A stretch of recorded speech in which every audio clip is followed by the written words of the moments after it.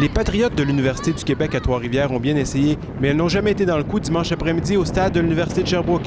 Plus rapides, plus fortes et surtout plus opportunistes que leurs adversaires, les joueuses du Vert-et-Or n'en ont fait qu'une bouchée, signant une victoire de 5-0 devant leurs partisans. Fortes d'une victoire de 3-2 face aux Carabins de l'Université de Montréal vendredi soir, les Sherbrookoises ont amorcé le match en trombe, marquant dès la 8e minute de jeu. Chloé Bellumeur Limoges a alors profité d'une belle passe de José Bélanger pour inscrire son 8e filet de la saison. Les Patriotes ont ensuite réussi à limiter les dégâts en offrant du jeu très hermétique en milieu de terrain durant le reste de la première demi.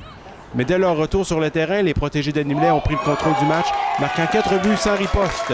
C'est un peu ce qu'on avait demandé en début de match, d'y aller un peu plus doucement pour être capable de bien retrouver nos repères, jouer au ballon, jouer de façon collective.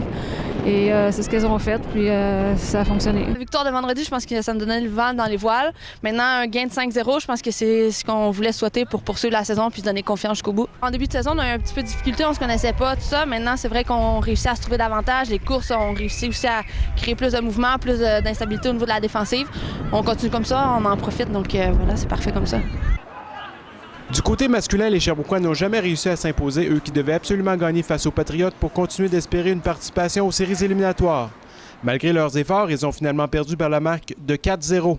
Les équipes Vert-et-Or seront en action vendredi prochain alors que le Rouge et Or de l'Université Laval sera en visite au stade de l'Université de Sherbrooke. Pascal Morin, Vert-et-Or Télé.